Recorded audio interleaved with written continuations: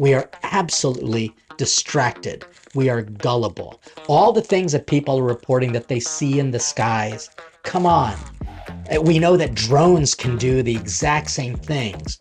Why are we so concerned about it? Might I suggest is because we are no longer fascinated by our own humanity. Welcome to the Father Leo Show, where I am dishing out faith, culture, and commentary.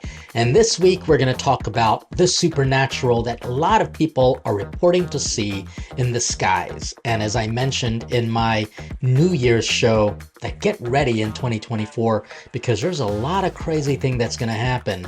I was 100% correct because even on January the 1st, 2024, hundreds of police officers were called to a scene in a mall. They claim that it was to stop a group of teens from fighting with sticks and setting off fireworks, which people assumed were gunshots. But that is unfortunately a typical situation that happens, especially in a lot of liberal cities. That might generate maybe 10 to 12 police officers on duty. They only arrested 4 teenagers. This is the official report. But all of those police officers were called to that scene. And the story breaks on TikTok, where all truth can be found, where there are hundreds of reports from eyewitnesses saying that they claim to see some people bringing in some sort of box. They turn it on and it looked like it was a particle accelerator. It opened up to another dimension, and out of which people could see 3 figures, 8 to 10 feet tall. The police were told they couldn't comment on the subject, and people have even gone so far as to take the coordinates, the geographical coordinates of that mall and put it in reverse, and it leads directly to a spot in Antarctica where we know a lot of people speculate that there are supernatural beings that exist there and that perhaps someone opened up a portal to another dimension and therefore allowed people to be seen because of the atmospheric phenomenon. It's messed up the frequencies and the vibrations, and now we are able to see people from other dimensions. This is crazy talk, or is it? Because let's actually just jump right into it with a conversation about what our Catholic faith tells us in regards to these unidentified phenomena in our discussion on faith and UFOs. What does our Catholic faith tell us about the mystical, mysterious things that people see in the sky? Well, let's just jump right into it with this very unique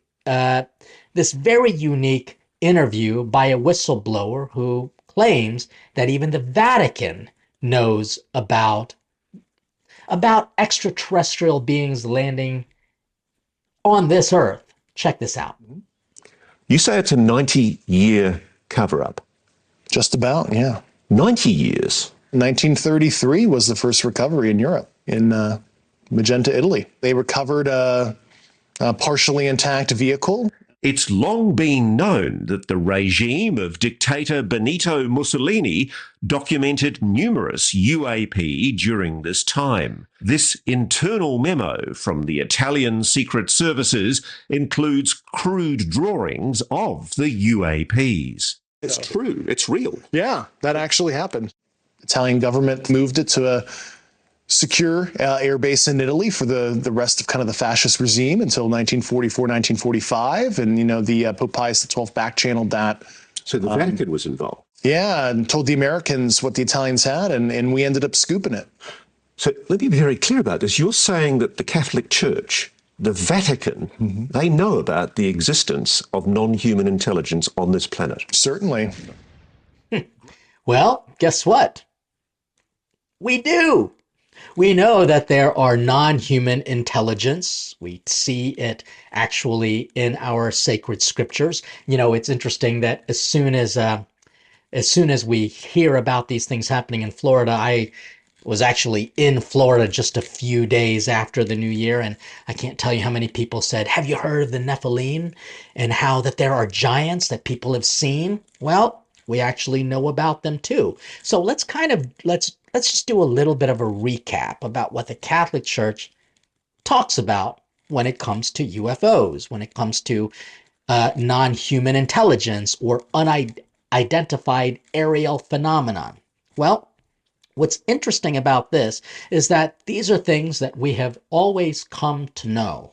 We've always been familiar with the fact that there are beings that are beyond our human understanding, spirituality, angels, demons, these things are real.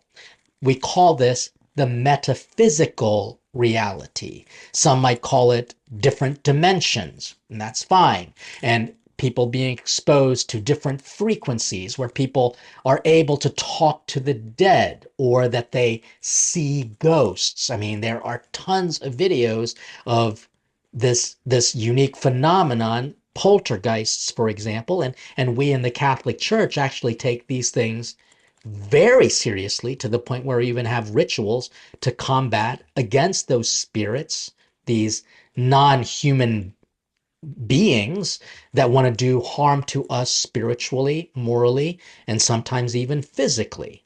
And so we've always known that these things are real. Why do people act surprised when they hear that the Vatican probably received information about these unidentified aerial phenomenon or landings of things that are coming from outside of our earthly world? I mean, if you take a look, for example, at this image of Saint Anthony in the desert, you can see he's almost, he's in a tent, and you see all of these strange beings that are attacking him.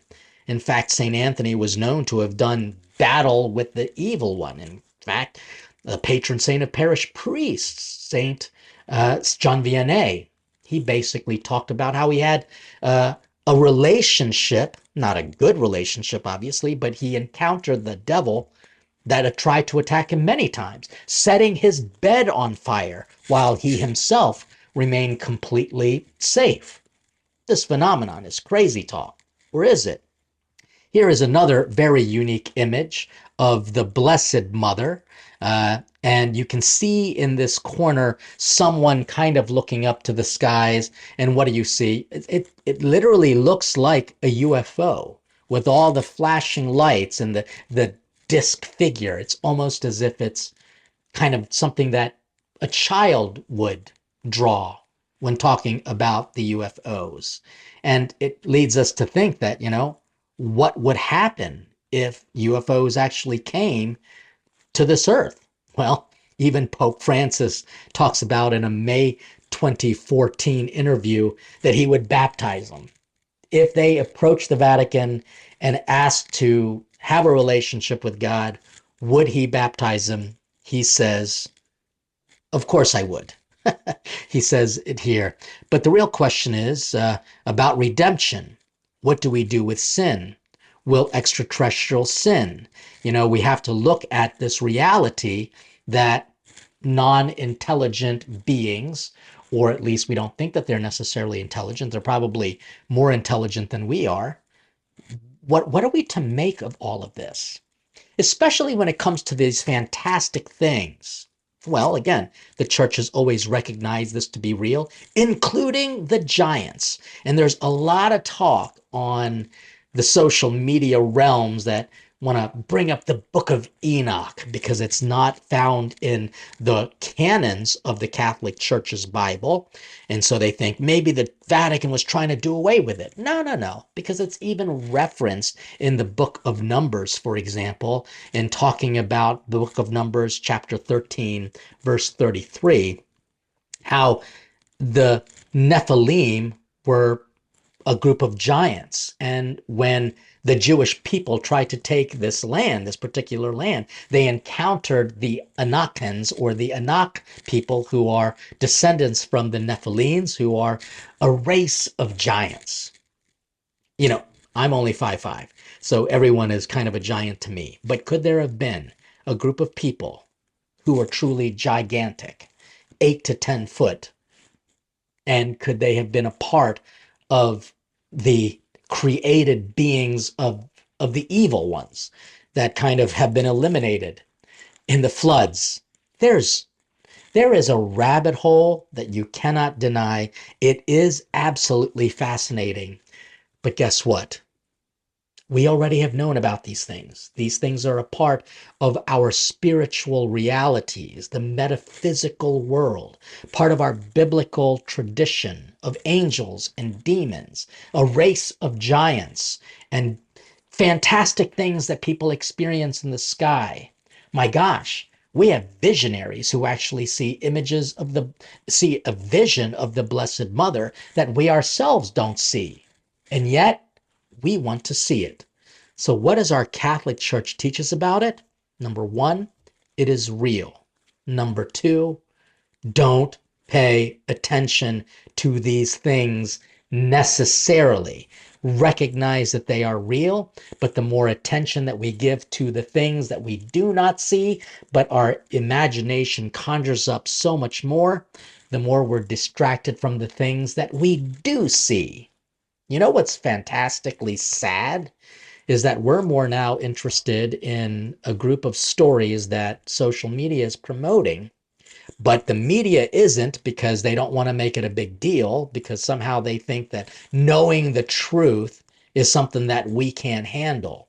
But it's also distracting us from the reality of a border that is incredibly overrun by people we do see either in need, or we don't want to pay attention to the fact that they want to possibly invade our country and do damage to it. We don't want to pay attention to the poor people living on the streets. This is just a sad reality. We spend more money on things that we don't think is necessary, but yet we don't pay any money for the things that are right before our eyes, the real needs of people. You know, I've always said that, sadly, if they actually discovered a drop of water on Mars, a clump of cells, that there would be monies that the government would approve to preserve that drop of water, because that would contain cells and bacteria and microbes, and that means life. But we don't pay attention to the image of a sonogram of a cluster of cells, just because somehow these more fantastical things are just more interesting. And so, what are we to do about this? Well, we're supposed to keep our eyes fixed on Christ. That's the key. Because if not, we can go by way of the world. And so now let's jump into what culture is saying about the crazy and the fantastic, with my commentary on the mysterious that's almost taking over our conversations in the modern world. So now let's jump into a commentary on culture, because unfortunately, there are a lot of people who are paying attention to this and devoting way more time to this story in Miami than they are to maybe prayer, to reading the scriptures, to serving the poor. And I find that a lot of people are being so easily influenced that as soon as they hear this, there are going to be, in a sense, real efforts to make us believe everything that we are being told. This is just an example of one of the things that you're going to find, say, on Twitter or on TikTok, and that kind of talks about how there are real giants that people saw in Miami on January the 1st. Check this out. Footage from the Miami creatures sighting from the other day that sparked all that chaos down there, and I think I found something, so just bear with me here. Okay, so this is what I did with the footage. I put it in black and white and then really slowed it down, as well as turned down some of the brightness. Watch right here. You can see something really tall and kind of translucent. Now here I'm going to back it up so you can slowly see it. You see how tall that is? And it's walking in front. Right there. You see it. I have to admit, That's pretty impressive. And if that is true, that would be fantastic. That would be something incredible to behold, because somehow things that are different from us are more interesting. And again, for me, that's the problem. We are not fascinated by our very own humanity. And if you were to really pay attention to our humanity, you're going to you're going to notice or experience seeing things in us that are not visible to our own eyes. Just watching a baby develop and grow. If you were to actually take a look at the microscope and take a look at through a microscope, just at even our own cell structures, it's fantastic. The nervous system itself is something that AI cannot replicate. And it's incredibly sad to me that while all of this is happening, it's distracting us from the bigger problems of our life, especially knowing that drones and artificial intelligence can replicate so many of these things. Let me just give you an example of one of these. This is from Project Bluebeam, a holographic technology. Check this out.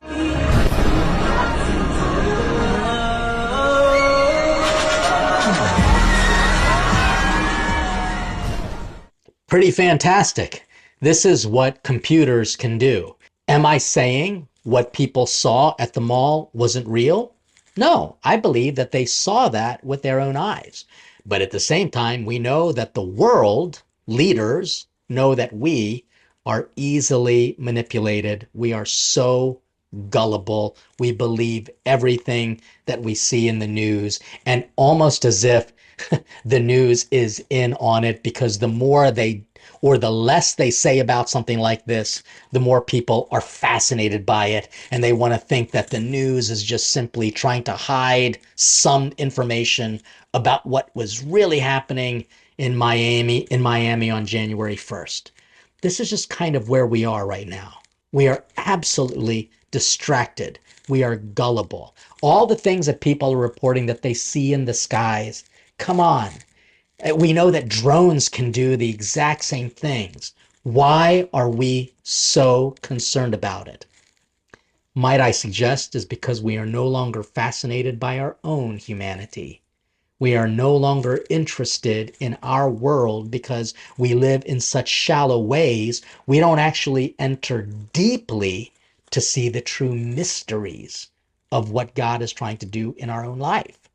And so what we've got to do is pay very close attention to what is not being said and to apply critical thinking to everything that we see, because there are going to be a lot of distractions that the world is giving us. And it's almost as if there are great efforts to fill us with fear, because when we are afraid, we are easily manipulated. That's what I think the world wants to do. Fill us with fear. The exact opposite of what Jesus says. Jesus says, you're going to see these fantastic things in the sky. There's going to be so many crazy things, whether it be in Luke 21 or Revelations 13 or Matthew 16, all speaking of fantastic things that you're going to experience. But be not afraid. Don't take your eyes off of Christ. I think things like this can have the effect of taking our eyes off of Christ or pushing people to religion, but for not the necessarily right reasons. We're trying to literally scare the hell into them, when really we need to be scaring the hell out of them and scaring the heaven into us so that we can have an authentic experience of faith, which is what I want to talk about next in my commentary. With all of the crazy things that are happening, what are we to do about it, and what's my advice to you as a priest so that you can deal with it? Here's my commentary. As you've already heard, the big struggles that I have with all of these things is that it is not only interesting, it's distracting to our own life. The other problem that I have is it proves our absolute gullibility. It also rejects the tenets of our own Catholic faith We know that these fantastical things are real, and blessed are those who believe but do not see. And if you see it, you've got to question whether your eyesight is accurate and whether or not someone just is trying to make you see something that isn't true. Magicians and their ability to create sleight of hand is an example of it. There is a logical explanation for these things. But when it comes to our practice and how we live things out in the midst of all of this, I think what we've got to do is look to the mysteries of our faith with deeper conviction. Because you see, oftentimes people might be scared by everything that's going on, that they're going to turn to God and unfortunately become in a way fanatics. And I've seen that over and over again, that the zealous people coming into the faith, because they have now been enlightened by these things, become, in a sense, the authorities of the faith. And really, the only authority that we really have is a relationship with Jesus Christ. And that's my commentary. You can't have a relationship necessarily with an unidentified flying object. It can capture attention in your imagination. You know, you don't necessarily have a relationship with these Nephilim creatures that people claim to see. They're not even, the reports are they didn't talk. They just kind of walked around and they kind of looked around at people as if they were sentient beings. Great. No big deal. People stare and people watch all the time. It doesn't matter how tall or how short they are. The reality is you can't have a relationship with that. Now, might there be a time when you do experience a physical or sentient closeness to something that you don't see, like a poltergeist, for example, where you're in your home and all of a sudden you see doors opening up and things flying around? Might that be someone trying to establish a relationship with you from another world, from another dimension? Yes, that could be the case. And that's why we have to learn how to develop a relationship, a healthy one, with the spiritual world. Now, let me repeat, a healthy relationship with the spiritual world. And by that, I mean a healthy fear of what is unknown. Fear of the Lord is the first stage of wisdom. And a fear of the unknown means that if there's some sort of spirit trying to talk to us, you should be afraid. Run the other way. Go to God. St. Margaret Mary Alacoque is a perfect example of this holy fear. She saw images of Jesus and something didn't feel right. She actually took it to her spiritual director, and her spiritual director said, carry some holy water with you, and when you see that vision of Jesus again, sprinkle holy water on it just to make sure that it is an authentic opportunity to have, again, a relationship with the spiritual world, a healthy relationship with the spiritual world. So anyway, she's in prayer, as mystics can experience a revelation. She took holy water, sprinkled it on that image, disappeared. A eerie, creepy voice said, how did you know that it wasn't Jesus? And she's like, what are you supposed to make of that? And so, holy cow, this is frightening. There are spiritual realities, an unidentifiable phenomenon that wants to have a relationship with you. That's why people turn to the Ouija board. Don't do it. That is a dumb thing that will not only distract you, it can actually take over you. Possessions are real. These spiritual things are real. And so anyway, St. Margaret Mary Alacoque was in prayer again, saw an image of Jesus, sprinkled holy water. The image stayed. It was the actual vision and experience of Jesus. And what did Jesus say? Jesus said, pray for the conversion of sinners and devote the first Fridays to his most sacred heart. If a UFO had a heart, if an alien or some sort of aerial phenomenal being, I don't even know what we call them. I want to be politically correct when I talk about people coming from other planets trying to invade our own. We just have to realize that if they have a heart, then maybe you can have a relationship with them. If they have sense, maybe you can have a relationship with them. See, the reality is we are so distracted, we are all so gullible that we fail to have an authentic relationship with Jesus Christ. And that is what makes something real. That you can have an authentic human relationship where senses are mutually experienced, from sight to hearing, to touch, to smell, to taste, and also to love, to be able to share your soul.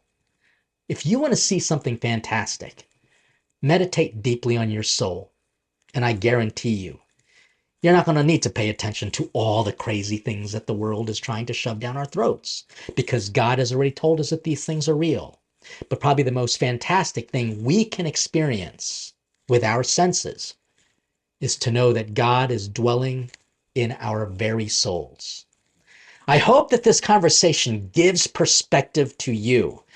And more importantly, I hope that this kind of helps in being able to deal with all the crazy things of the world. I also want you to enjoy it as well, which is why, if you did, please support us on our Patreon community, where you'll have access to more things that can give you, as I would say, a fuller formative experience of what the world is shoving down our throats and how to discern it all. Also, make sure you tell family and friends to like, to share, to support, and to subscribe to our channel. And trust me that this is a great experience for me to speak pastorally, one-on-one with all of you, with all of the crazy things that are happening.